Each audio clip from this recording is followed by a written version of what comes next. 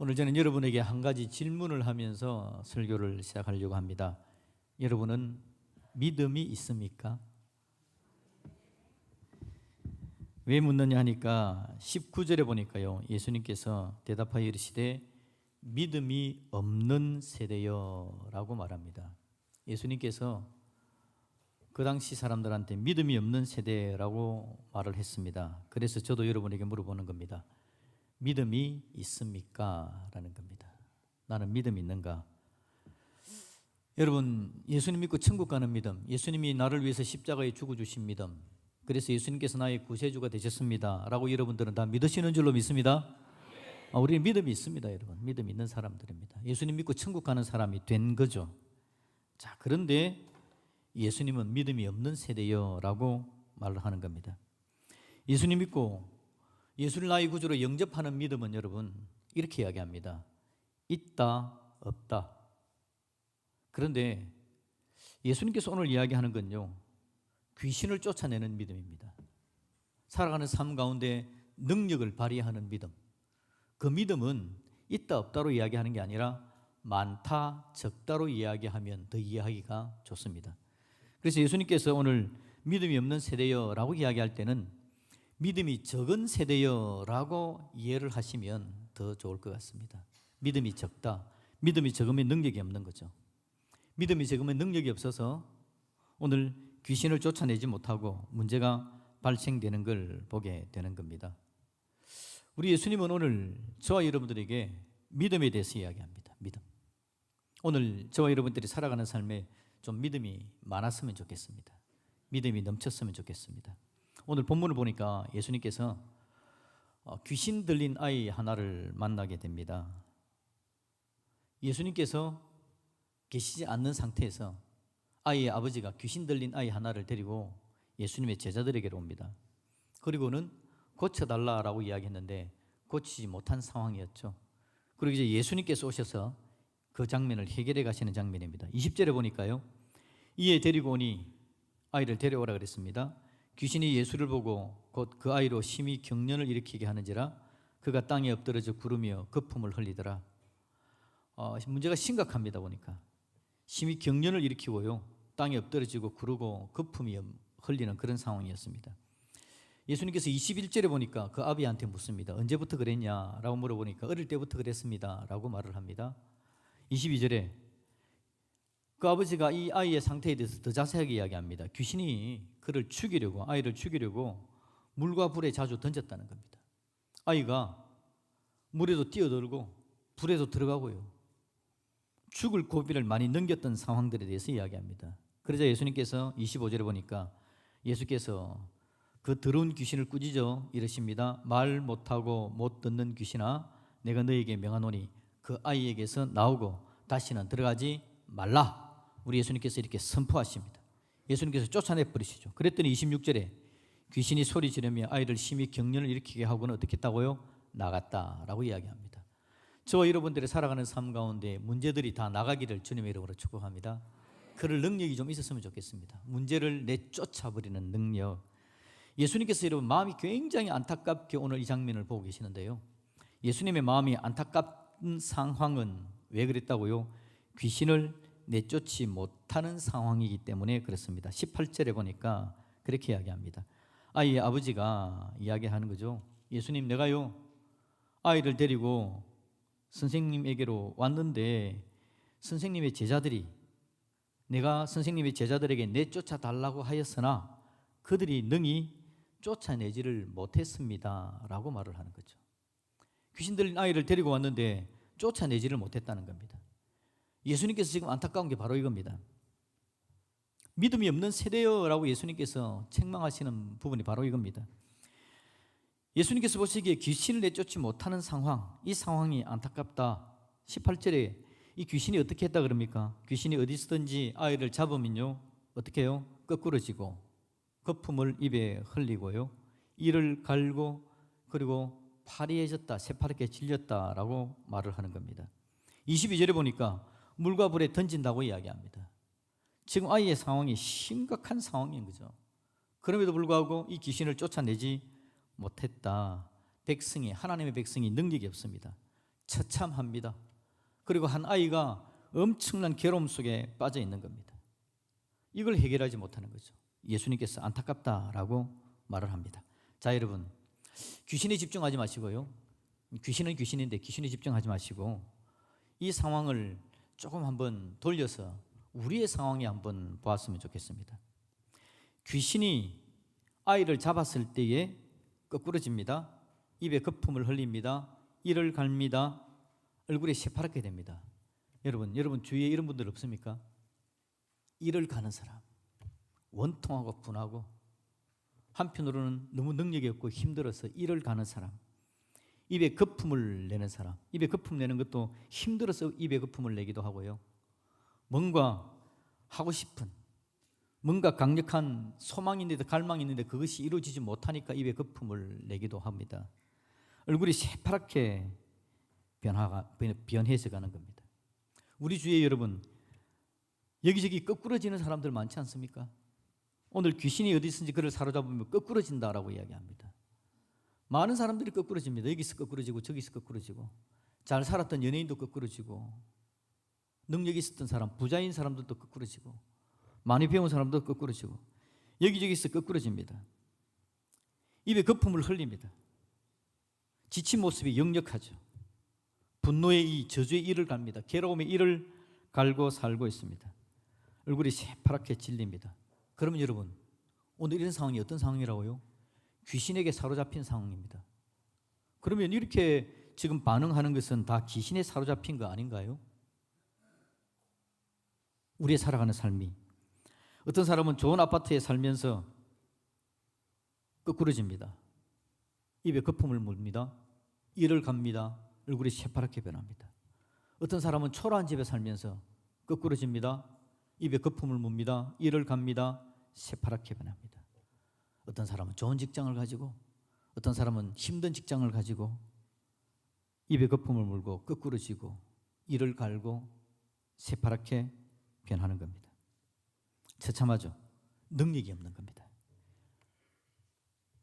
이런 상황은 귀신에 사로잡힌 상황이랍니다. 사탄의 계획대로 되어져 가는 거죠. 오늘 무엇 때문에 저와 여러분들이 이런 상황이죠? 그런데 보면 여러분, 주위에 너무 이런 일들이 많습니다. 능력이 없습니다. 거꾸러집니다. 입에 거품을 묻습니다. 지칩니다. 이를 갑니다. 분노의 이 저주의 이 괴로움의 이를 갑니다. 새파랗게 질립니다. 오늘 이 모습을 보면서 얼마나 능력 없는 모습인지, 우리 하나님은, 우리 예수님은 오늘 우리를 보고 얼마나 안타까워 하실까를 한번 생각해 보는 거죠. 여러분, 능력이 없으면 그렇게 되는 겁니다. 어떤 능력을 가져야 될까요? 오늘 이번 능력 있는 사람의 모습을 한번 살펴보려고 합니다. 빌립보서 4장을 봅시다. 4장을 보시면 4장 10절부터 13절까지의 말씀을 같이 한번 보겠습니다. 제가 읽어드릴게요. 내가 주 안에서 크게 기뻐함은 너희가 나를 생각하던 것이 이제 다시 싹이 나미니 너희가 또한 이를 위하여 생각은 하였으나 기회는 없었느니라. 11절부터 내가 뭐라 그럽니까? 궁핍함으로 말하는 것이 아니라 어떠한 형편에든지 나는 자족하기를 배웠답니다. 이건 사도 바울이 지금 빌립보 교회를 향해서 보내는 서신이죠. 그래서 12절을 보니까 자기가 처할 줄 안다, 나는 이걸 할 줄 안다라고 이야기합니다. 뭘 할 줄 압니까? 비천에 처할 줄 압니다. 비천이라는 것은 너무너무 힘든 걸 이야기하는 겁니다. 먹고 살기도 힘들 정도로 어려운 상황을 이야기합니다. 이걸 할 줄 안답니다. 두 번째는요, 풍부에 처할 줄도 안답니다. 자기는 돈이 많아도 풍부해도 그것에 어떻게 대처해야 될지를 안다라고 이야기를 하는 겁니다. 모든 일 곧 배부른 상황에도 대처할 줄 알고요, 배고픈 상황도 대처할 줄 압니다. 풍부와 궁핍에도 처할 줄 아는 일체의 비결을 배웠다라고 이야기를 합니다. 가만히 보시면 여러분, 이건 다 사도 바울이 지금 거꾸러지는 상황을 이야기하는 겁니다. 어떤 사람은 비천에서 거꾸러집니다.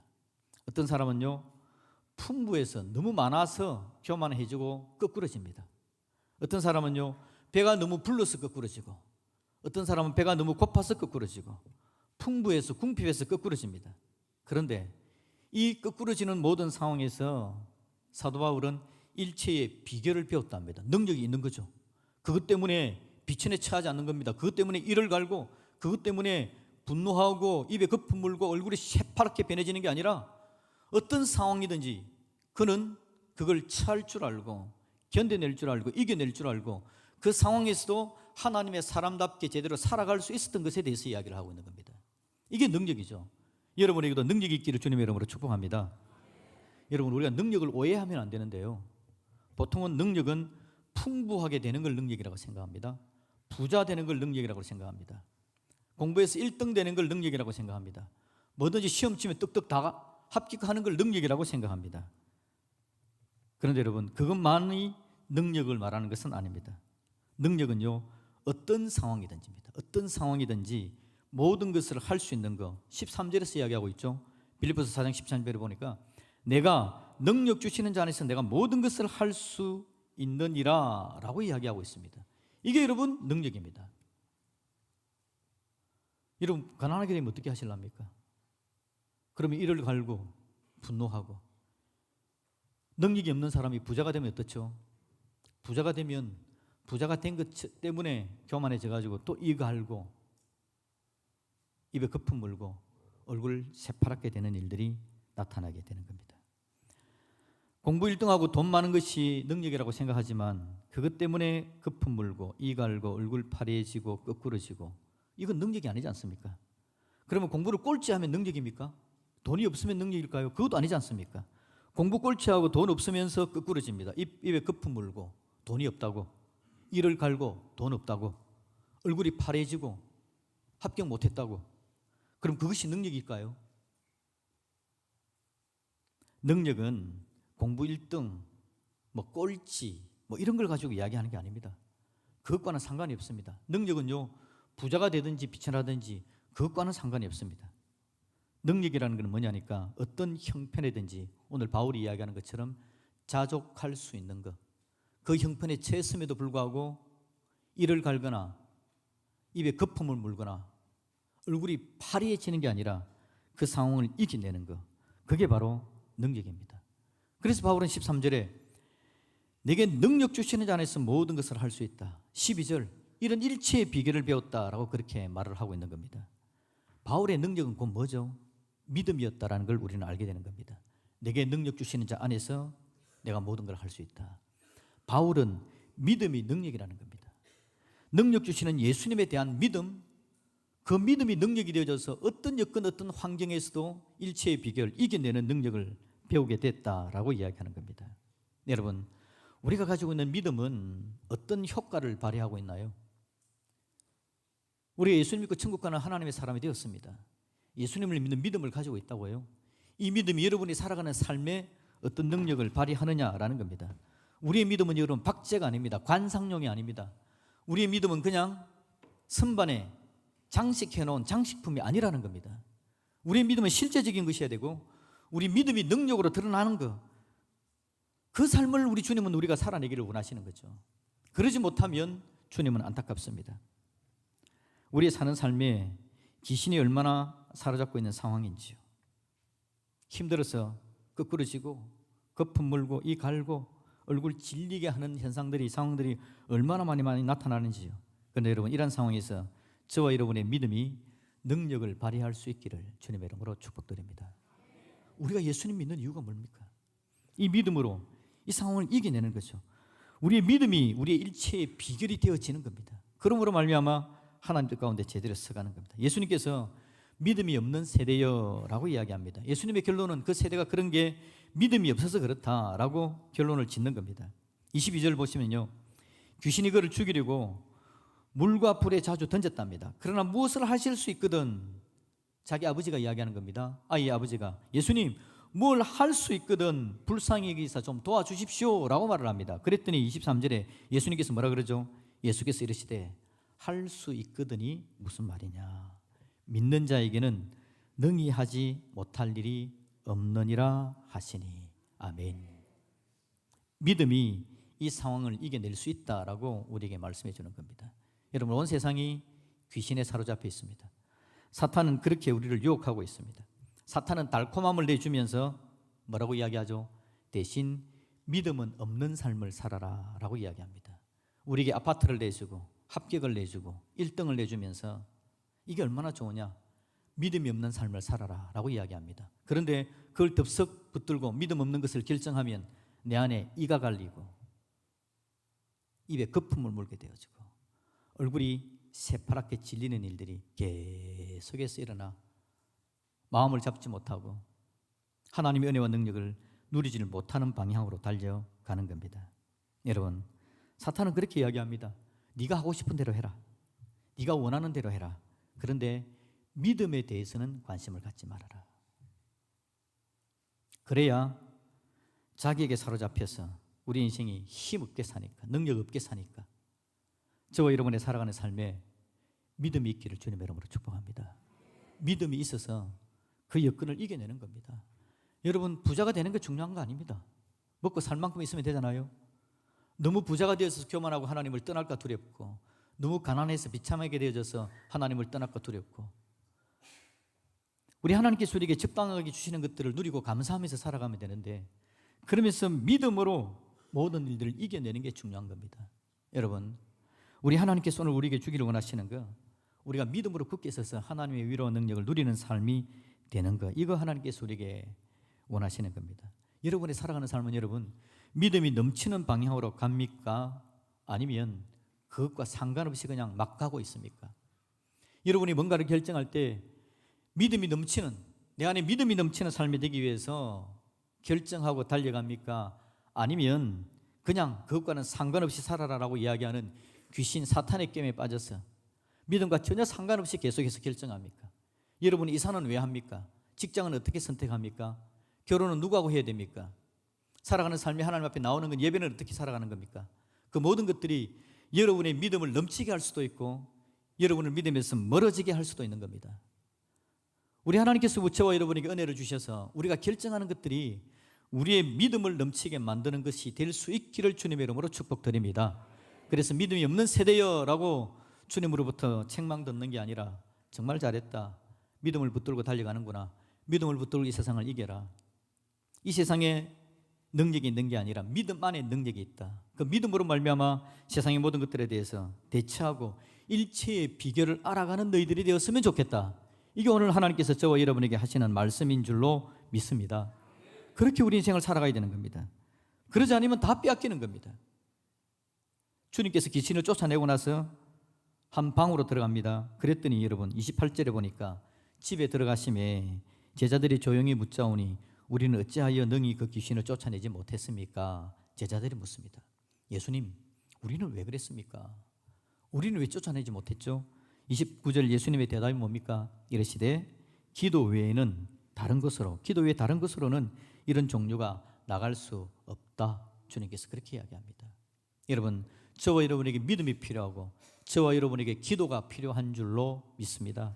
우리가 기도해야 됩니다. 여러분, 하나님, 내 인생 가운데 내 마음을 빼앗아가는 게 너무 많습니다.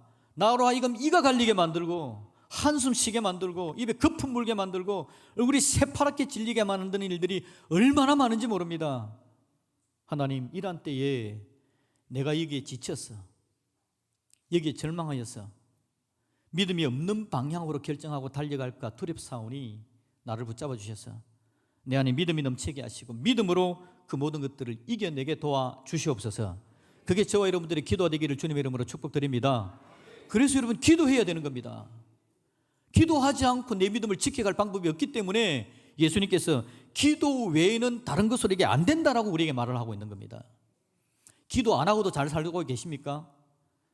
계속해서 잘 사셨으면 좋겠습니다. 기도 안 하고도 그냥 잘 살 수 있었으면 좋겠지만 우리 인생 가운데 여러분 많은 어려움들이 있다는 거 잘 알잖아요. 살다 보면 문제들이 너무 많이 생깁니다.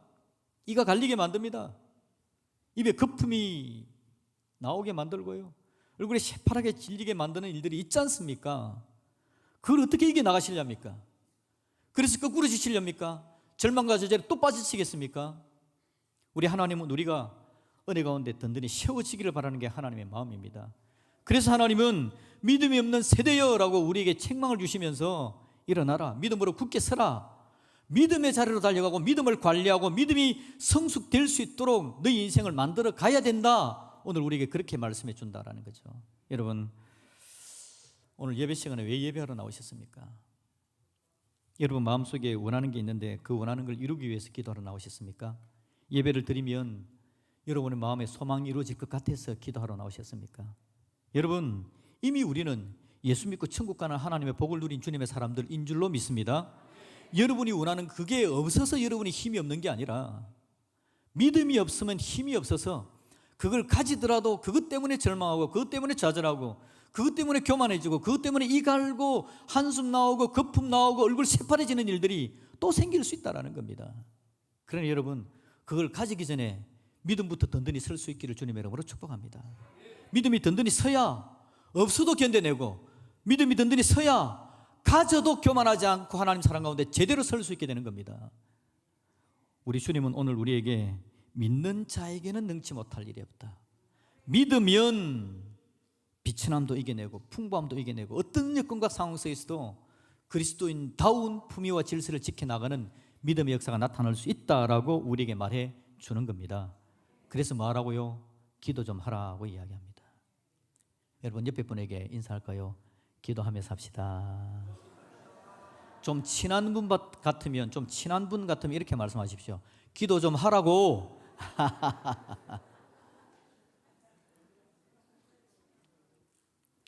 여러분, 기도하지 않고 어떻게 사시렵니까?